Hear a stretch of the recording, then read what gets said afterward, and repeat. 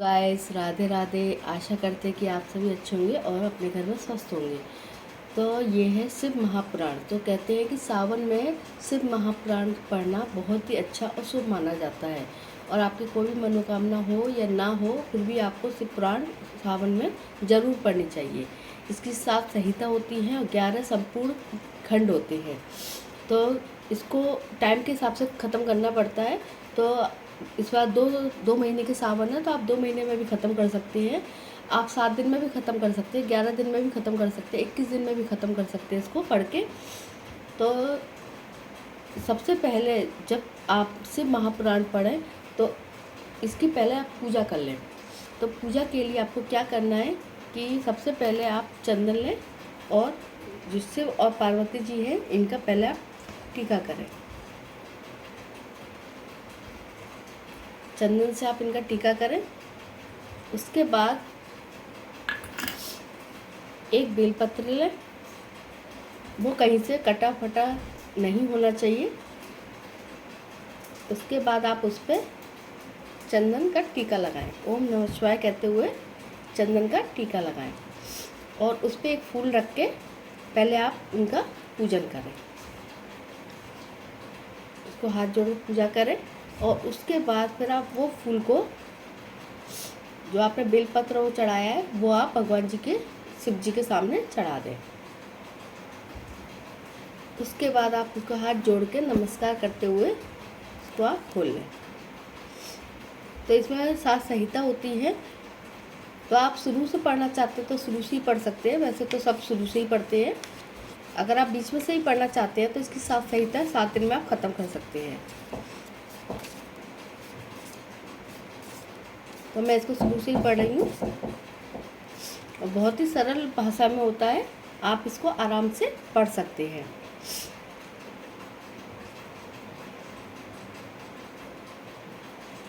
तो ये पहला अध्याय है शिव महापुराण।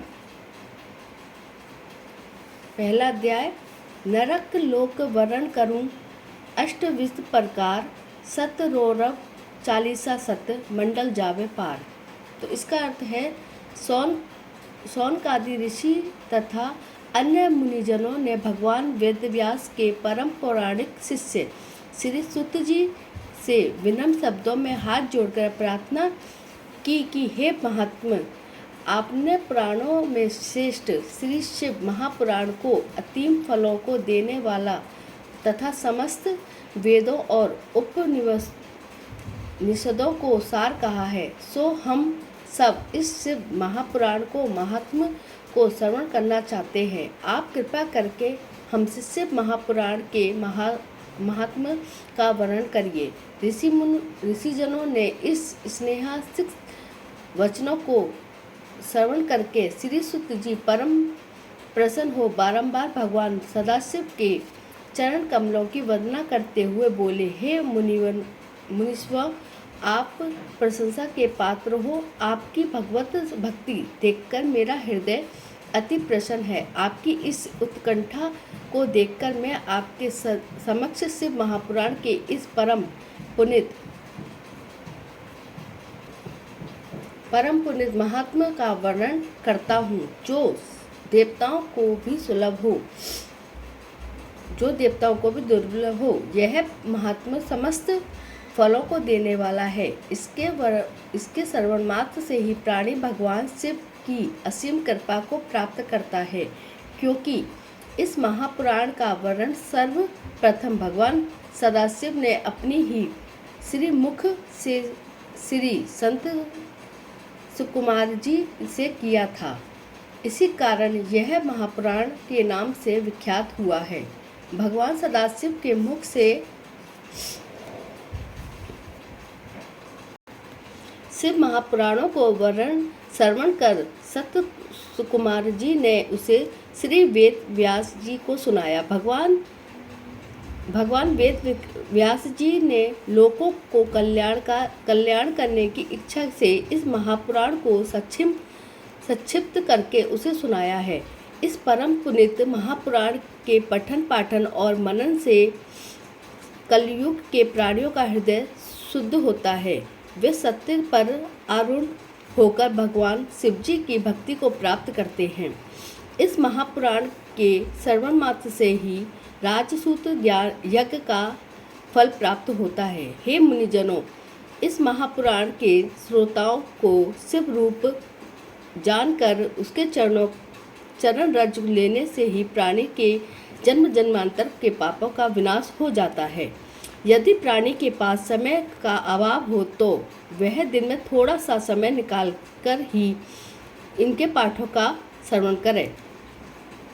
ऐसा करने वाले प्राणी के समस्त कलेश नष्ट हो जाते हैं। उसे समस्त प्रकार के दान और यज्ञों का फल स्वतः ही प्राप्त हो जाता है।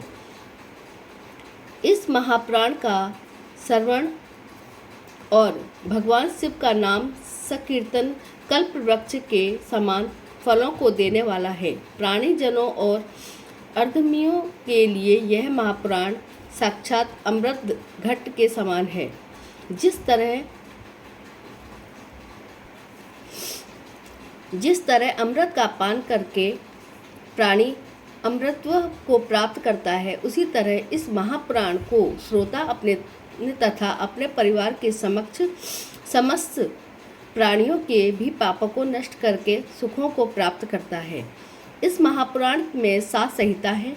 इन 7 संहिताओं में कुल मिलाकर 24,000 श्लोक हैं। इस श्लोकों में भक्ति, ज्ञान, वैराग्य का अटूट भंडार भरा हुआ है। यह 7 संहिता कर्मानुसार इस प्रकार है: विद्येश्वर संहिता, रुद्र संहिता, शतरुद्र संहिता, कोटिरुद्र संहिता, उमा संहिता,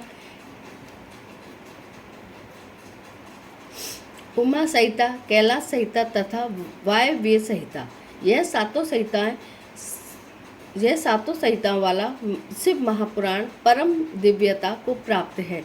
यह प्राणी को परम गति प्रदान करने वाला है। जो इस महापुराण को पूर्ण पढ़ लेता है वह प्राणी भवसागर के समस्त बंधनों से मुक्त हो जाता है। हे मुनिजनों, वह प्राणी महान दुर्भाग्यवान है जो मानव देह धारण करने के पश्चात भी इस महापुराण को ना तो पढ़ता है और ना ही श्रवण ही कर पाता है। वह जीवन भर अज्ञानवश भ्रता रहता है। शिव महापुराण भक्ति को प्रदान करने वाला है। जिस घर में यह महापुराण रखा जाता है वह स्वतः तीर्थ हो जाता है।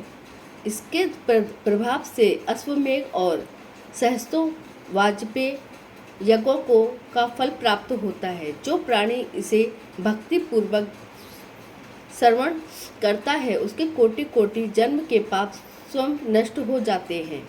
गंगा जैसे परम पुनीत नदियों और सातों पुरी तथा गया आदि तीर्थों का जो फल होता है वह इस पुराण के फल के समुक्त ही है। जो प्राणी शिवजी के चरणों में प्रीति स्थित करके इस पुराण को पढ़ता है वह निश्चित ही परम भाग्यशाली है। जो मृत्यु के समय इस पुराण को श्रवण करता है वह सीधा शिवलोक को प्राप्त करता है। जो इस शिव महापुराण का सत्कार रेशम के वस्त्रों से करता है वह सर्वदा सुख प्राप्त करता है। यह पुराण भगवान सदाशिव का सर्वस्व है।